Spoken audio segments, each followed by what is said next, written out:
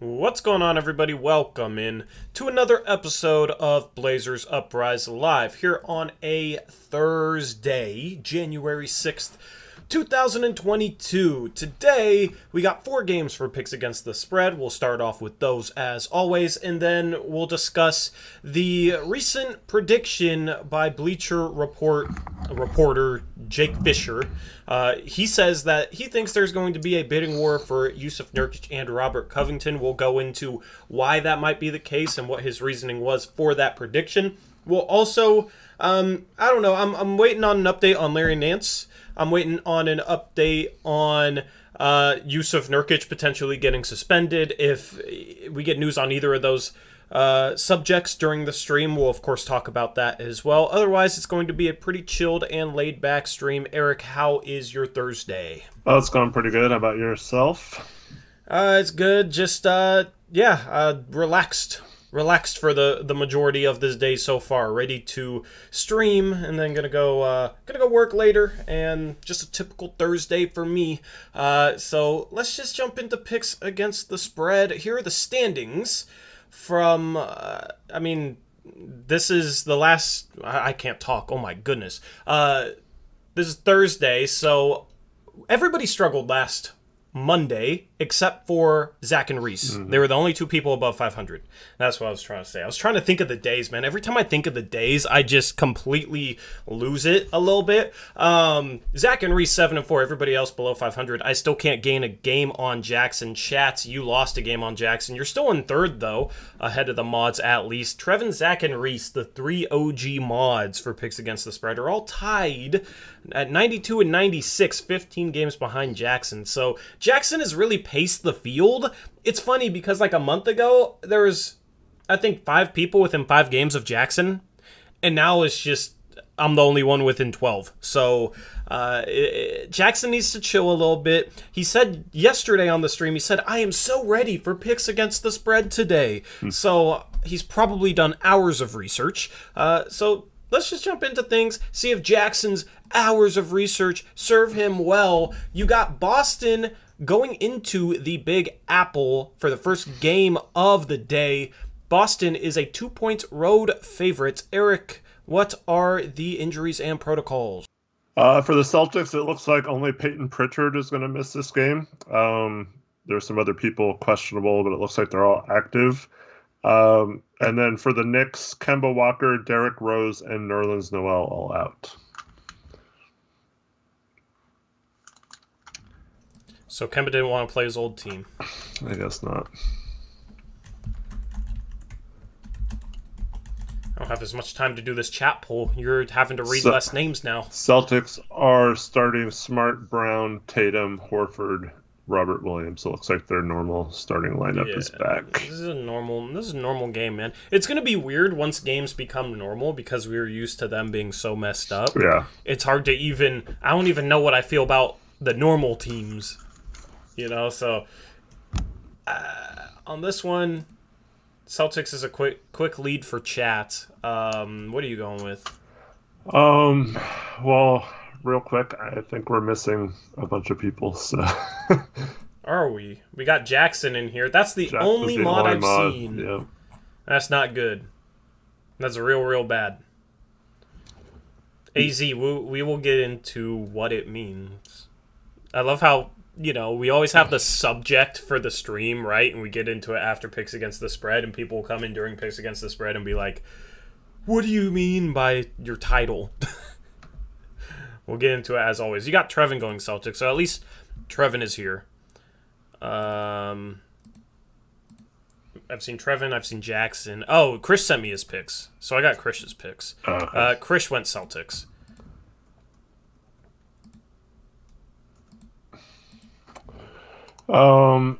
Reese sent me his picks as well, so Reese is going Celtics.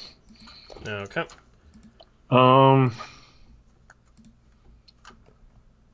Yeah, I might take the Celtics as well. All right, Eric's going Celtics. I'm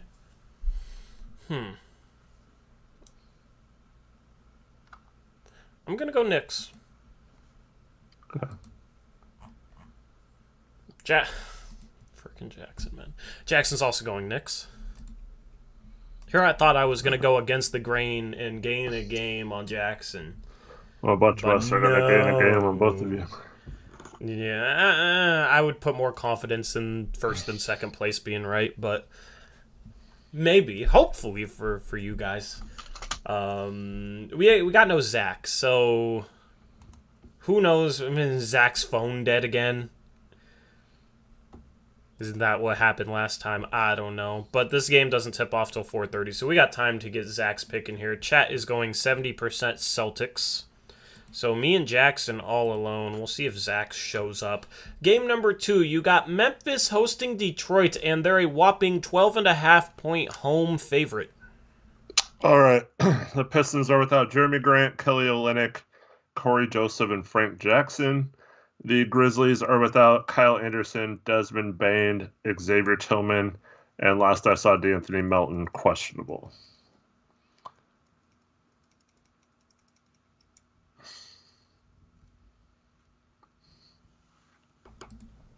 Okay, there's the chat poll. Reese is going Grizzlies. Krish is also going Grizzlies.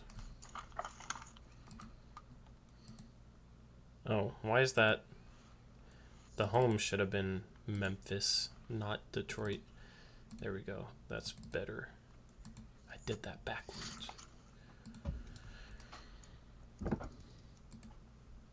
Trevin's going Memphis.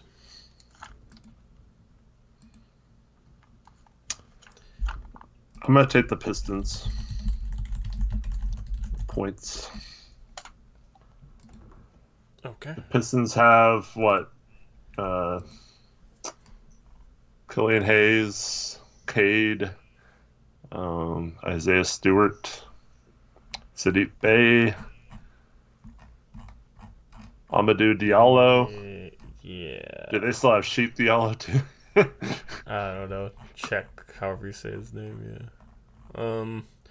Detroit lost last night, by the way, by 29 to the Charlotte Hornets. Mm-hmm. But they beat the Bucks the game before that, and the Bucks had Giannis, and they beat the Spurs the game before that. So basically, the Pistons are really hard to bet on, really hard to figure out. No, I said Jeremy Grant, Kelly Olynyk, Frank Jackson, and Corey Joseph were out on Isaiah Stewart. You said Jeremy Grant's out, right? Yeah.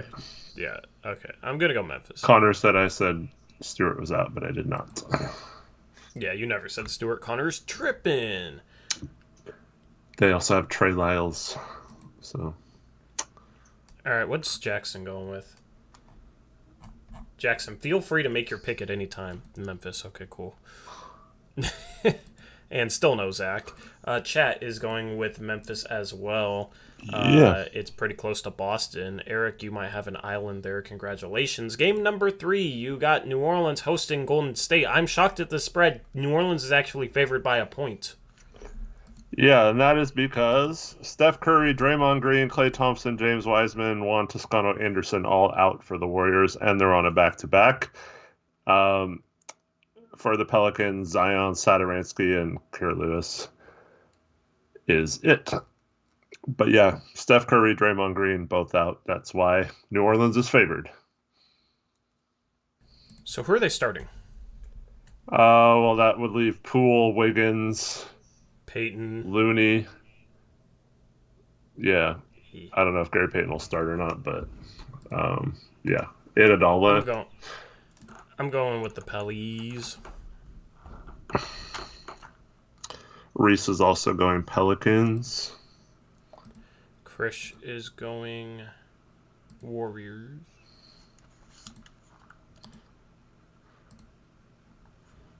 Otto Porter, yeah. He probably did not look at the injury. Peyton, Poole, Wiggins, Porter, and Looney. What was the announcement there?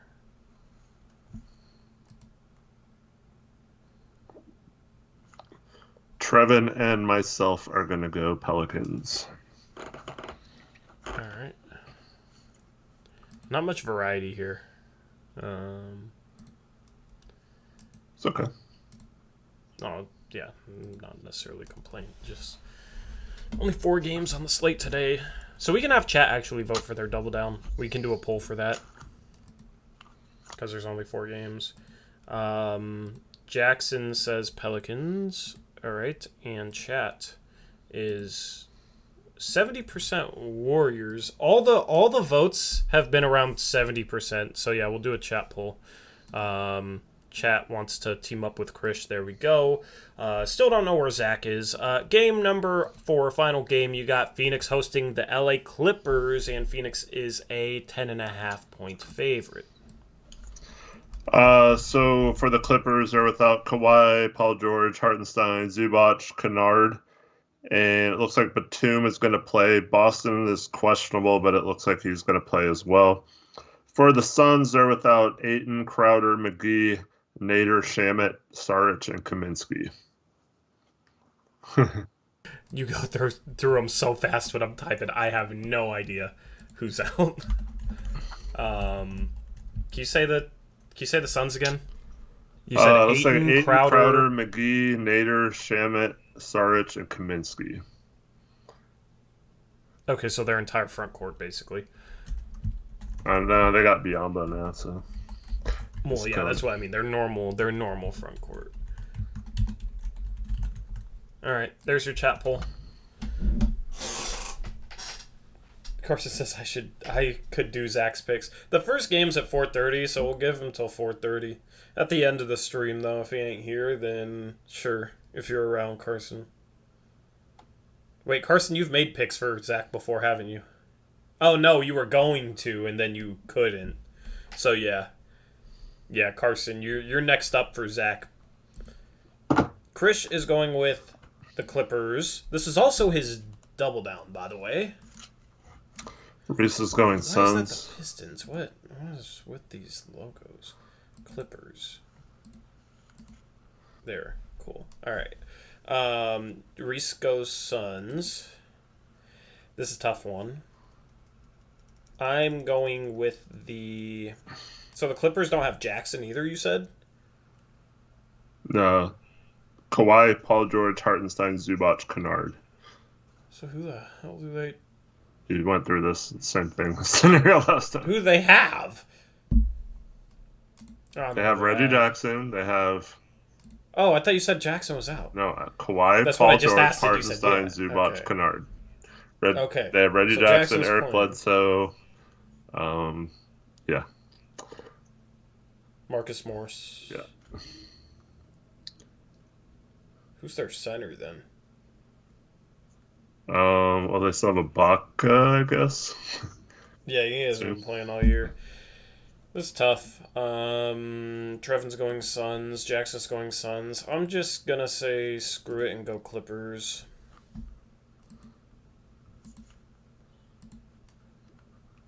I'm going to go Suns. Eric's going Suns. Still no Zach. Chat is Suns as well. All right, let's move on to double downs. I will make a chat poll here. Or I'll go over the spreads once I put the chat poll in. Chris's double down was the Clippers. And then I'm going to put in this poll.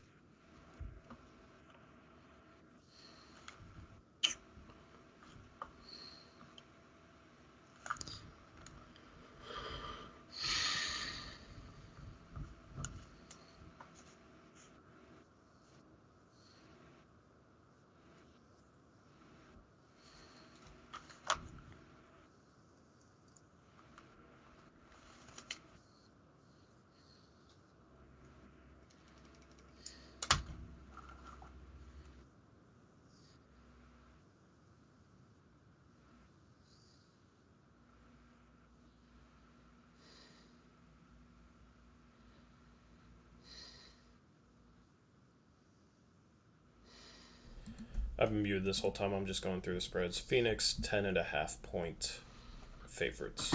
Those are your double down options. Here is the poll for chat. Phoenix, 10.5. All right. Go ahead and vote for the double down, chat. Jackson's going Knicks. Trevin's going Boston. Papa Taco there. I'm going to double down on my island. Pistons. Okay. Probably stupid, but... Possibly.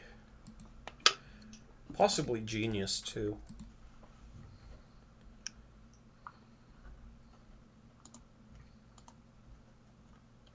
Alright, what was Reese's double down? Reese's is the Grizzlies, sorry. You're fine. Reese's is Memphis. So he's going opposite me. So at least we have some variety in the double downs. I'm going Pelicans. All right.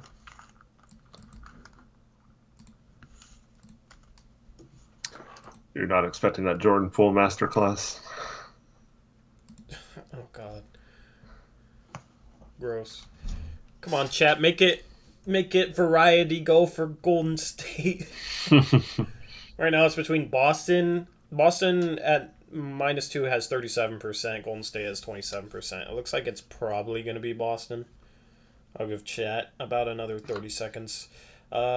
Still no Zach, so I don't know. We'll at 4:30 we'll come back to this if Zach's not here. Carson, you can make your picks for him. I don't know what happened to Zach, but he didn't let us know anything. So anyway, it's close right now. 34% Boston, 31% Golden State. We got 70 people watching the stream. Only 34 chats and poll. Oh, now it's Golden State. I'm gonna end it exactly at 4 o'clock. I influenced it. You influenced it, yeah. Hey, man, it's not my fault. They don't have to listen to me. All right, it's 4 o'clock, and poll chat. Chat's double down is Golden State. Wow. So me and chat are opposite. Zach's going to come in and ruin it. there's only one. With 4 games and 8 teams, there's only one possible. He'd have to take the Suns and double down on them. So Yeah, Yeah, that's insane, actually, that we got only 4 games and this much variety in the double downs. Anyway, those are the double downs. That is picks against the spread. Hopefully Zach will show up at some point to make his picks. Anyway, I texted him. Yeah, did he text back?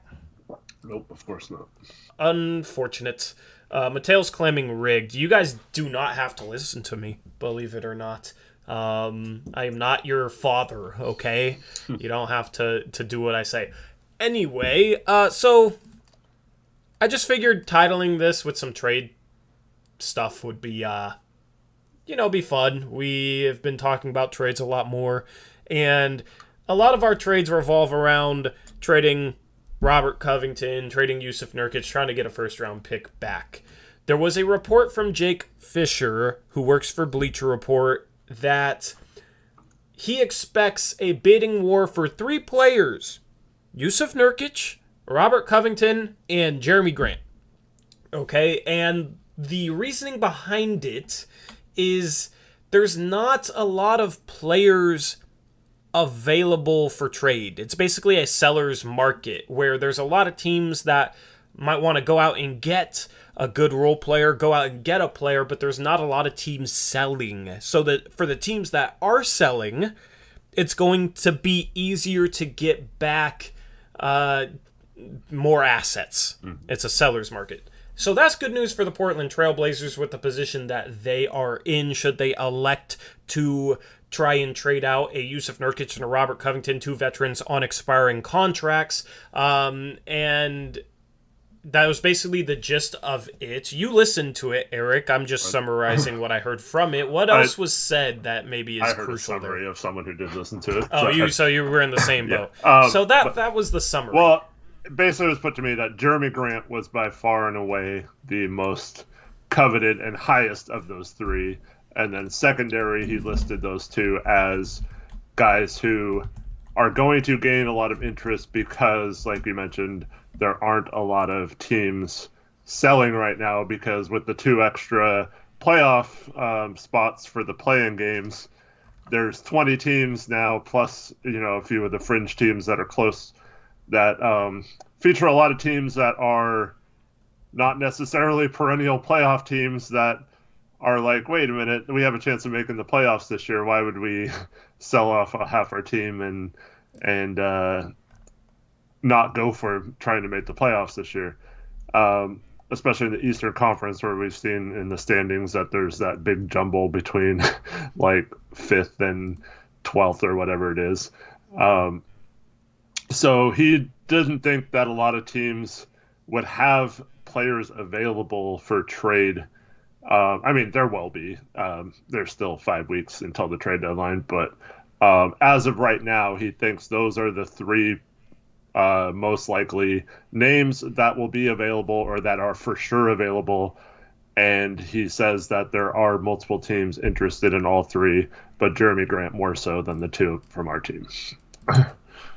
Yeah. So in that situation, if the Blazers truly can create a bidding war for both of those players, what do you think the maximum value they could get back for either one of those guys is? With Robert Covington, my ideal max value would be a decent young player, a expiring contract to make contracts work, or say it's a team like Boston who I guess they would have to not mind paying more tax, but a team that would be able to absorb his contract and give us not as much coming back, so we get under the tax, I guess, and then like draft pick compensation depending on how good that young player is.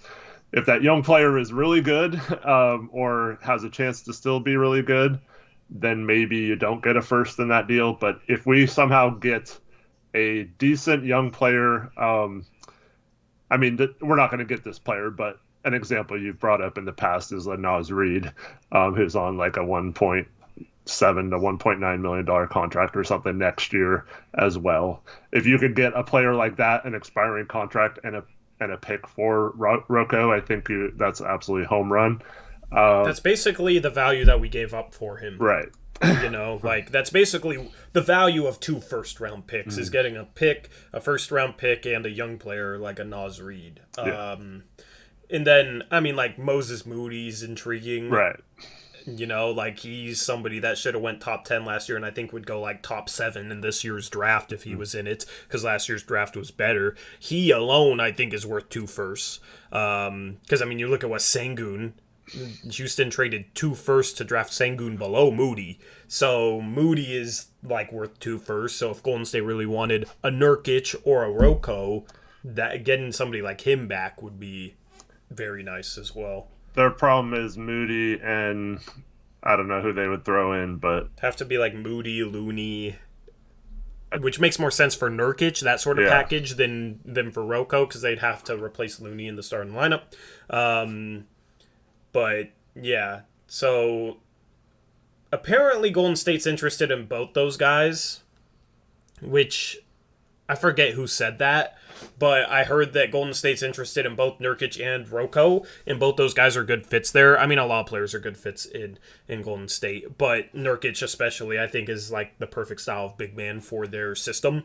So, you can sit here, Jackson, and say Warriors not going to trade him all you want. You don't know that. They're 29-8.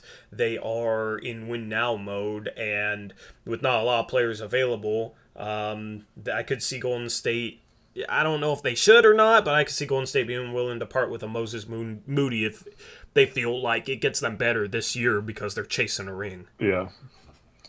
Yeah, it's just, I mean, we talked about this on previous streams. Their cap situation is so difficult to make it work unless they're talking about including Wiseman. But, I mean, that's very doubtful. So, look who showed up. Is Zach here?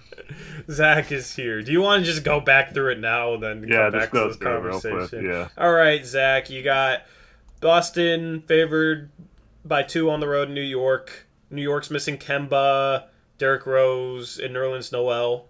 Boston's only missing Pritchard.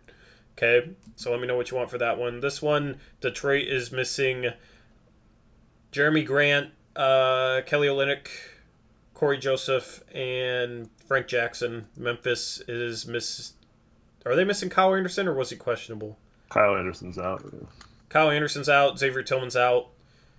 That's pretty much the only. D'Anthony Melton is questionable. Those are pretty much the notable players for Memphis. They're favored by 12.5. You got New Orleans as 1-point favorites against Golden State. Golden State's missing Draymond, Steph.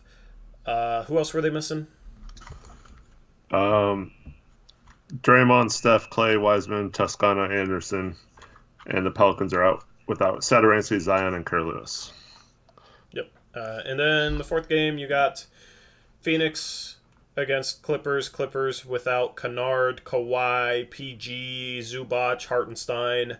Suns without Ayton, Crowder, Saric, Kaminsky, and McGee. Zach ruined my island double down ban. Jeez. What did he do? What's he going? He took Detroit. He got Boston, Detroit, New Orleans, and Phoenix. Boston, Detroit, New Orleans, Phoenix.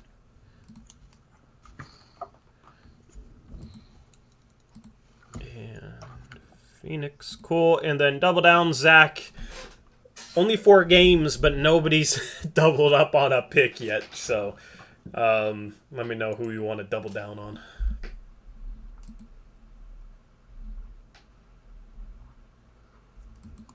Dope. Zach goes Phoenix. Zach doesn't ruin the variety here. Every team. Why is that Anthony Simons? What?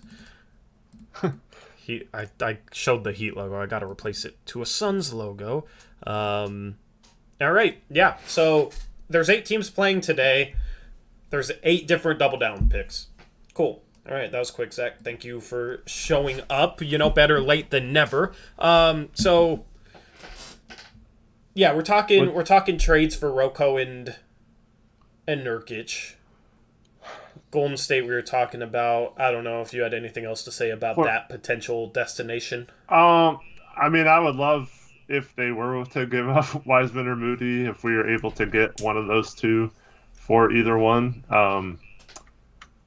Like I said, the contracts, their contract situation sucks because they have like a bunch of big contracts.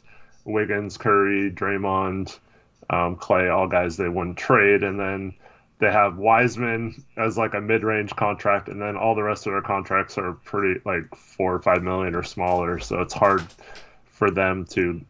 They have a ton of minimum contracts. So it's really hard to match salaries in a trade for like a $12 million guy like Nurk and Rocco. Yeah. Yeah, that's the difficult part there. But Portland has an interesting trade. Would you do Rocco for Nerlens Noel?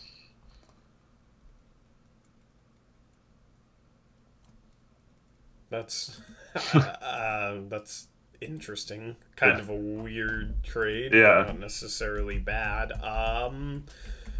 Would I do Rocco for Nerlens Noel? Nerlens Noel. He's playing 23.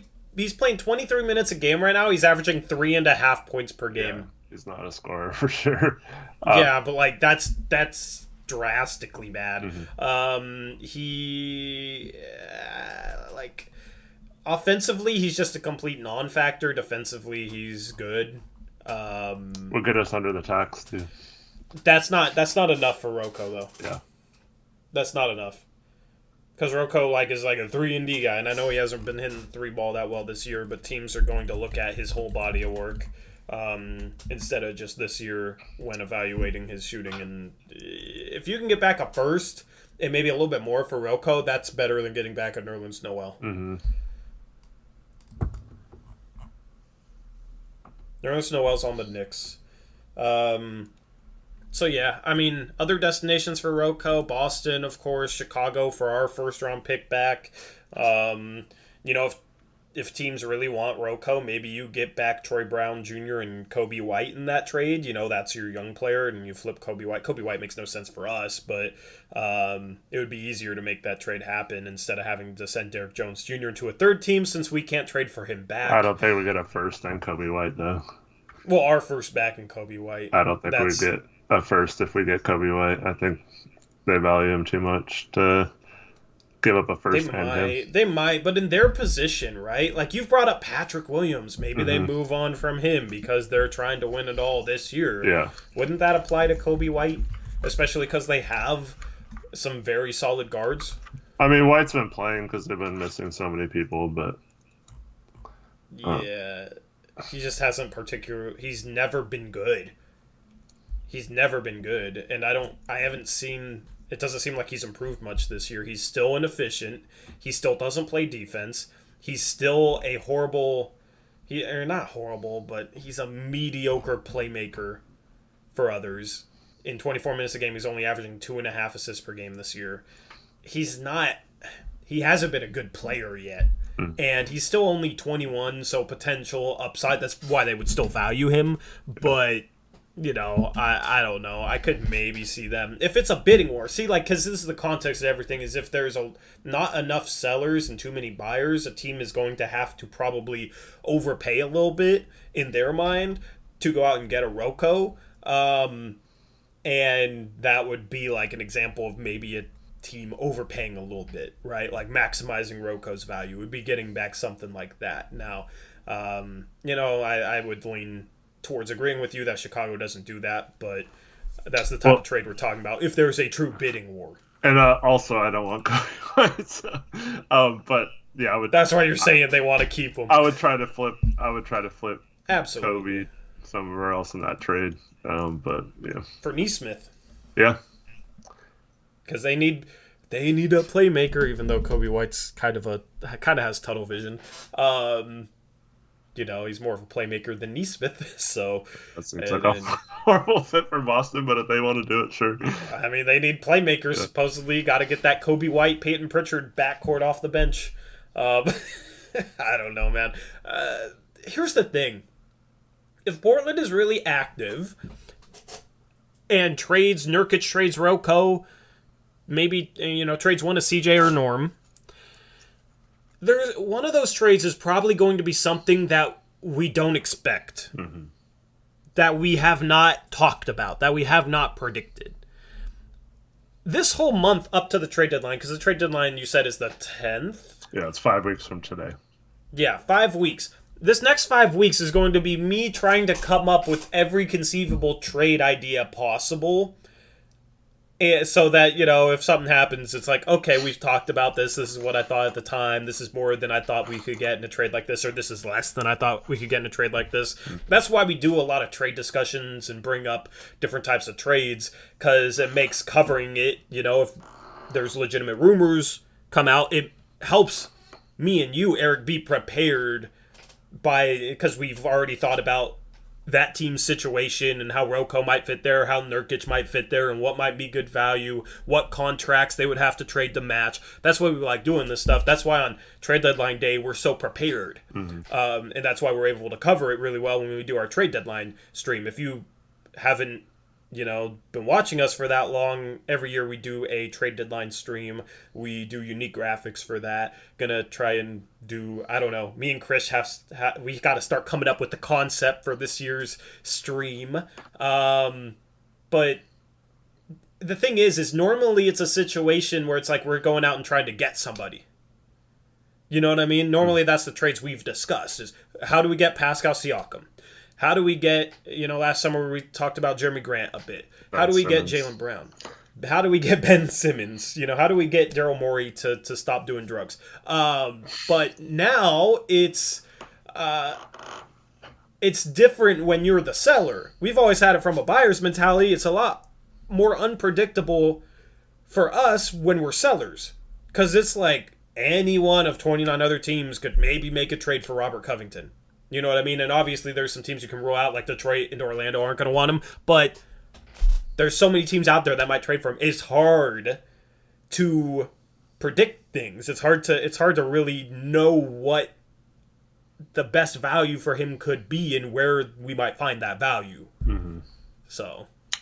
Yeah, for sure. I also heard this would have made sense earlier in the season before we started sucking, but I heard a Utah media person throw out a Rocco for Ingles swap. Well, that just doesn't make sense for. That's why I said it was earlier in the season. But even if it was earlier in the season, what does that? Well, Ingles is a better shooter. He's more of a playmaker than Rocco is, so we get that secondary playmaker. especially if he came off the bench. And he also is a very smart defender that doesn't make a lot of mistakes, even though he's aging and kind of a step slow now, vertically or laterally. He's better. He's better than Roko. The problem is he's 34, so Yeah. I'm expecting decline.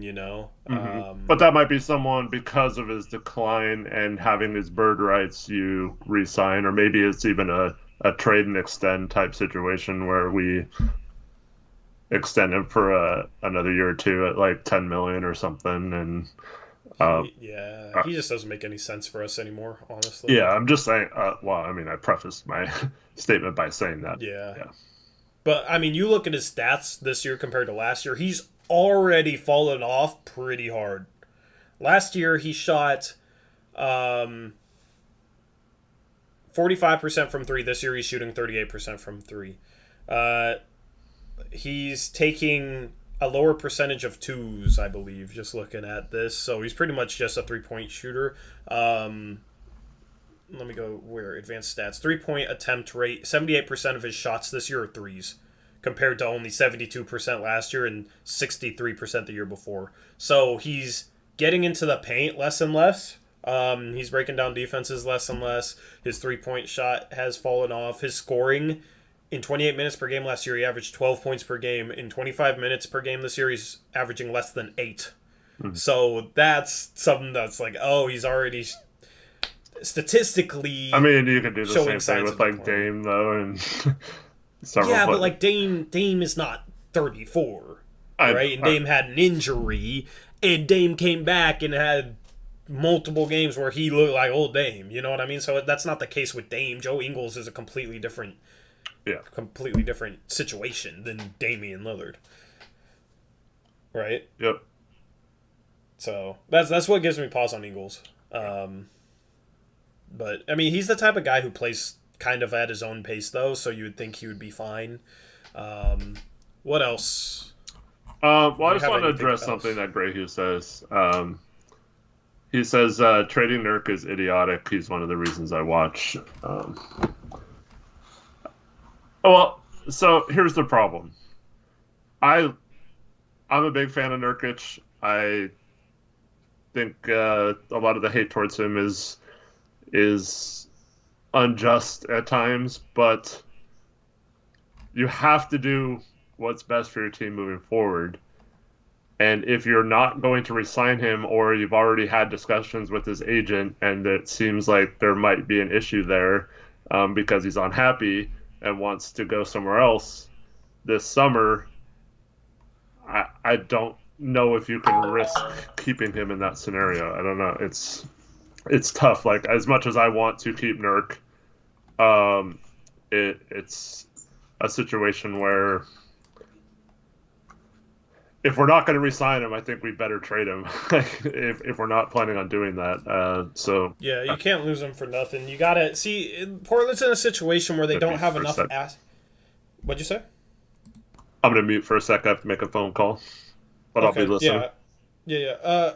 So Portland's situation, they don't have enough assets to be able to lose an asset for nothing. So if they don't trade Nurkic, they better re-sign him. And they better know that they can re-sign him if they're not going to trade him, right? The last thing this team can do is lose an asset for nothing when they otherwise could have gotten a first-round pick back in a season where they're struggling and possibly going to tank, right? That's the situation. Is we just don't have enough. We just don't have enough assets. So if we keep him, resign him. It's that simple, you know. And if we don't trade him, I want to resign him, even if we're going younger, because that's an asset that we could. I mean, it's just an asset. It's a game of asset acquisition and making sure you have enough capital to be able to make the right trades at the right times, to be able to have enough talent around Dame in order to make a run. So that's the thing with Roko, is I think Roko would probably leave a free agency. I think we have to trade him. Nurkic, I think, could come back. It's just hard to say. I think the front office and Dame knows better than us, of course, as to whether Nurkic wants to come back or not, but they got to figure that out before the trade deadline. And then if Nurkic isn't set on coming back, then I think you have to trade him just so you can get an asset back, and then you can and then you can go out and replace him. Here's the thing, though. If Nurkic doesn't have enough value in free agency next year, or if we have a ton of cap space, we could hypothetically trade him for a first and then re-sign him in the offseason and bring him back. We could hypothetically do that. The only way that would work, though, is probably if we had cap space, because no team's going to give up a first for a player and then not offer him like $10-12 million a year, which is more than the mid-level exception. Unless he's a problem. Unless he's a problem. So that's not really much of a feasible route, but we could hypothetically do that too. I think it would be funny. But go ahead. Here's my thing with Nurkic, and more so than any player that this has happened to, and this happens all the time in the NBA. So I already see how it's going to play out if he's a free agent, right? We're going to offer him like a contract similar to what he has right now, right? Like 3 years, $36 million or somewhere around there, you know. And he's going to take that as a slight and not want to come back here because we lowballed him in free agency. And then he's going to go out there and be like, I'm going to leave and I'm going to go take another offer.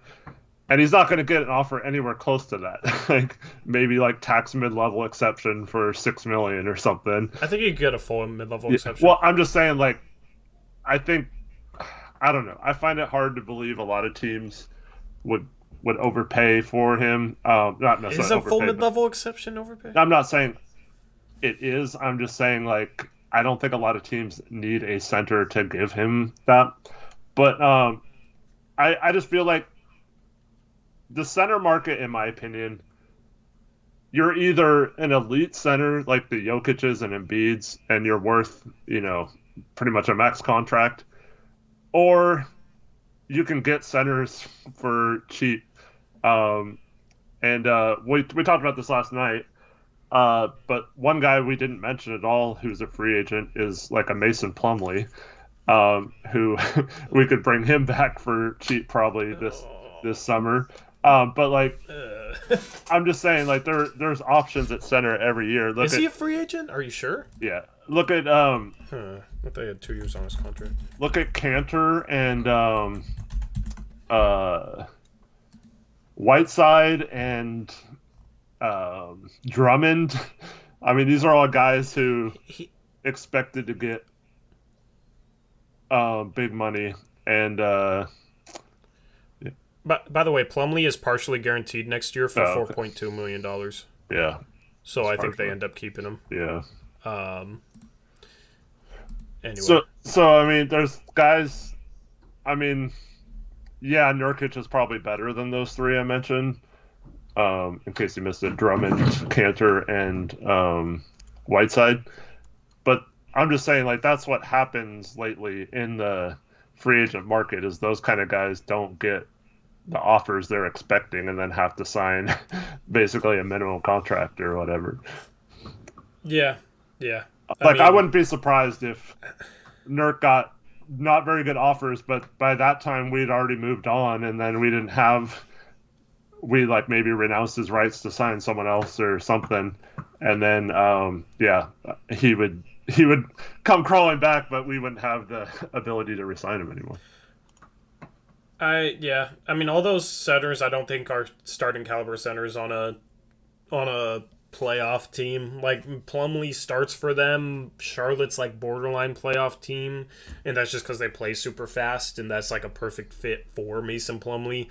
I think, you know, you look at what like a Steven Adams and Jonas Valanciunas got. I think Nurkic is kind of in that tier of big. So I wouldn't rule it out that there's a team that might come in with at least a full mid-level exception. You look at like Dallas, I could see going after Nurkic. You know, they got Luka, they got Kristaps. Nurkic would complete the European trio there. But I don't know. It's hard to say with Nurkic. It's just a tough situation to be in, and Nurkic is kind of unpredictable, and I don't know. You might have to trade him just so that you don't risk losing him. Even if you think you can bring him back, you might have to trade him just so you don't risk it, because Portland's not in a situation where they can lose an asset for nothing. So that's the Nurkic situation. Shout out Gray Hughes with the $10 dono. He says, find a way to make Nurk happy and start working for future players that are more team-oriented. It seems like we are killing our future to try and win for Dame. I get it, but I also don't. LOL. Appreciate the $10 dono, Gray. Here's the thing. Trading Nurkic for a draft pick would help our future, right? So I don't necessarily understand that we are killing our future to try and win for Dame if we trade Nurkic for a draft pick and tank for the rest of this year and get Dame his surgery, right? That would be building towards the future, and in the present, we're basically killing the present in order to be better in the future. So it's a situation where I also don't think it's necessarily that easy to just make Nurkic happy. It's a situation where I don't know, like, I think he's not necessarily a guy that's never going to be happy. Some fans will act like Nurkic, you can't make him happy at all. But I do think it's a situation where Nurkic might have a slightly inflated sense of how good he is as a player, and because of that might constantly be wanting a bigger role. Hopefully that makes sense. It's kind of hard to explain, but it's a situation where Nurkic might think he's a little bit better than he is and thinks he's worth more in the free agency market and won't be happy unless he has like a major role. So in that situation, I don't know how Portland can necessarily make him super happy, and then if they don't overpay him, then he could feel slighted. That's what you're risking in Portland's situation if you don't trade him. Yeah. For the record, I mean, I think he's only 27, so he could still be part of whatever rebuild we want. It's just, I don't want to be sitting here. Who was it last year we were saying the same thing about? It was Trent, right? Or Norm, yeah. Once we traded for Norm. Yeah. But it was mostly Trent leading up to the trade deadline, because once the trade deadline passed, obviously there was nothing we could do if Powell left. But all last year we were saying, like, we're fine with Trent, just don't not trade him and then not re-sign him. That's the worst possible scenario, is not getting anything for him leaving, especially a young player like that. So I'm just the same boat with Nurk. If he's part of our future and we think we can sign him to a reasonable contract, and I'm fine with that. If they don't want to get in some sort of contract dispute with him and they think there might be an issue because he's with Clutch or whatever, then you let him, then you try to get value for him now. But I'm fine with either route. I'm not saying I want him gone. I'm just saying I understand the logic if that's the deal. Yep. Last thing that I'm going to address on the stream. We got a comment saying that it's John Sherman. He says, I'm saying if a star is not available with the assets we have after trading Nurkic, Covington, and Norm, then we have Dame and Ant and a G League roster. CJ, we'd have him, we'd have Nance, we'd have Nas, and we'd have whatever we traded Nurkic, Covington, and Norm for. If we traded Norm for Nas Reed and expiring and a first-round pick, Nas Reed would be a good backup center. He's not a G League caliber player. He's an NBA caliber player, and he's very cheap. So that's the thing, is you also open up the full mid-level exception. You can also trade whatever picks you get back for Nurkic, Covington, and Norm for players of that caliber in the offseason. So it's a situation where you're turning Nurkic, Covington and Norm into first-round picks and hopefully cheap young players like a Nas Reed. The first-round picks are much more fluid assets that are easier to sell a team on than a player that there's going to be a bunch of variables as to whether or not they want that specific player. So it's a situation where you're getting more fluid assets in the first-round picks that you can then flip for maybe players that fit even a little bit better. And you're also... you might have some cap space if you get enough good young cheap players that can be a part of your rotation. You could have $20 to $30 million in cap space. If not, you could be low enough where you could have a full mid-level exception and have $10 million to spend in free agency. So the other part of that is it helps us get a higher draft pick, especially if Dame sits out the year. So add that asset to the roster. So that's the whole idea between potentially trading Nurkic, Covington, and Norm for expiring contracts, picks, and or young players. Is you're going to be able to build the team and have a bunch of different avenues and roster flexibility next offseason that you're not going to have if you're just sitting here without many assets, maybe without your pick. If you have your pick, it's like 13th, and then you're chasing Nurkic and Covington in free agency, and then you still have the 3-guard lineup. And then we're heavy into the luxury tax and can only use our tax mid-level, and then we're fighting being way into the tax, and we maybe have to dump salary at some point next year and all that. Because Anthony's going to get a bag, so then you're going to pay a fourth guy that's under 6'4". You're going to under 6'4", 6'5", you're gonna pay a fourth guard $15 million plus a year. But it's just gonna make everything difficult. Like it doesn't get us anywhere. We're still gonna be in the same boat next year. Whereas if we flip Norm, Rocco, Nurkic for picks, expiring contracts, and young players, some combination of that, then we have a lot more avenues to actually improve the team. Yeah, and I mean, if we get a few future first-round picks, and, the protections of the pick either conveys or we find a way to open up other future firsts for us, then if we still had CJ, then we're talking about CJ and, 3 or 4 firsts we could include if we wanted to get Ben Simmons.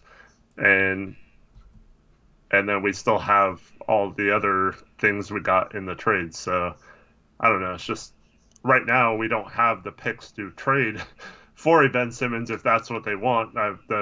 Apparently, they offered Ben for CJ and 3 firsts and 3 pick swaps. So, if you can offer them, 3 firsts or maybe even a 4th first, I don't think you should have to offer that much. But then we're talking in the ballpark of getting them to listen or possibly having a deal there if that's what you want. But right now, if we just keep it status quo, there's no really realistic way to trade for a Ben Simmons unless they drastically come down on their offer price, which does not look like the case.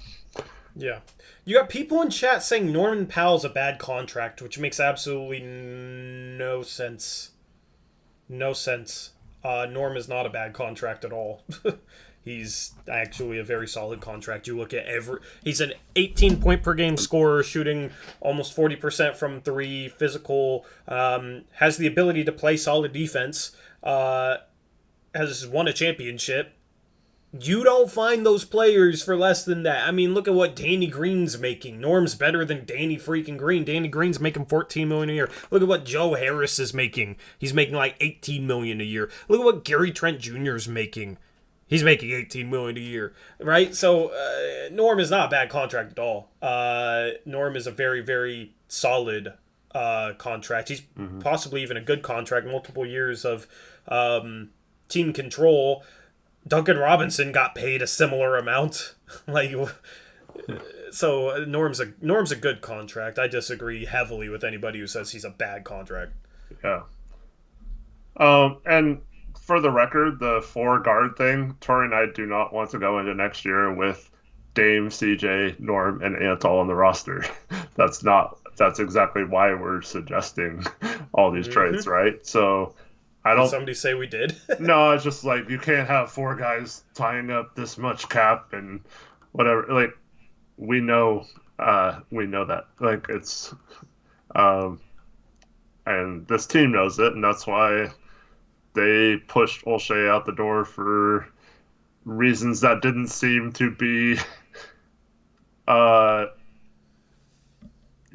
necessarily. Because I mean, they could have fired him at any point for basketball reasons, but they didn't want to have to pay him, so that's why he's gone. But they're looking at moves. It's not like they're not trying to trade one of those guys. They know it does not make sense to trade or to re-sign Ant while we still have the other 3 and pay those 4 over $100 million next year. Yep. Yep. So What do I you think you can keep 3 of them. I just don't think you can keep 4. So, Uznain has a question. Who do you think is the best backcourt we could have moving forward if you could only keep 2 of them? Dame Norm, Dame CJ, or Dame Ant?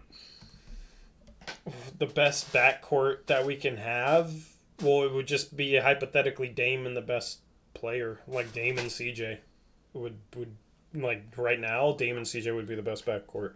Long term, Dame and Ant, because I think Ant can be just as good, if not better, than CJ in a couple years. Because even if you had to pay Ant like 20 million, which is looking more likely, uh, that's still 10 million less than CJ. So you're looking at a much better deal. So even if it's close, I think the difference in contracts make it Dame Ant for me. Yep. I mean, well, yeah, if you take into account what you could get for those players respectively, then it's probably Dame Ant. Here's the thing, though. Ant might have a lot of trade value. Yeah. So I don't know. If he has a ton of trade value, the thing is there's nobody really available at the deadline. There's no star available. But at this point, I mean, Toronto should be trying to get Anthony Simons for Pascal Siakam and, maybe CJ to a third team and get back picks back. They should be trying to get Simons and picks for Pascal Siakam. That's what I would do if I was them. Portland's situation makes that maybe a harder sell for Toronto to Portland. But Anthony Simons is like their point guard of the future because Van Vliet's kind of in his prime right now. Simons could be that third guard behind Van Vliet and Trent, and he has some chemistry with Trent. And then Simons and Trent is the backcourt of the future. They kind of need a point guard of the future. They have their 3 and their 4 with Anunoby and Scotty Barnes. That's what I'd be I doing mean, if they I love was Van them. Vliet, though. Yeah, but I'm not saying get rid of Van Vliet right now. I'm just saying Simons for his long-term replacement. Simons is 22. Van Vliet, I think, is what, 29? Doesn't fit the timeline as well. They love him. He's 27. He's a little younger than I thought. They do love him, but they need a third guard. I would be trying. I mean, I'm just saying what I would do. They're probably a little too high on Van Vliet. I honestly, if I was running them, I would trade Van Vliet too and get back package for him and just go younger. Trade Van Vliet and Siakam, but they probably won't do that. So I'm just saying what I would do if I was them. But that's the thing is like there might be a team out there that really really wants Ant, and it'll be interesting to see if we maybe trade Ant what we could get back for him. Yeah. I just see the way Dame reacts to Ant's good game on Monday. I think that would hurt Dame more than anyone else on the team is trading him. Really? Yeah, I don't know. I think he'd be more fine with trading Nurkic or CJ before Ant. And he's actually said as much before the season. He said he would be mad if Ant was ever traded, but yeah.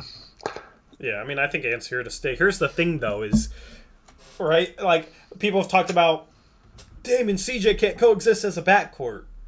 Well, wouldn't all the same reasons people have for that apply to Dame and Ant?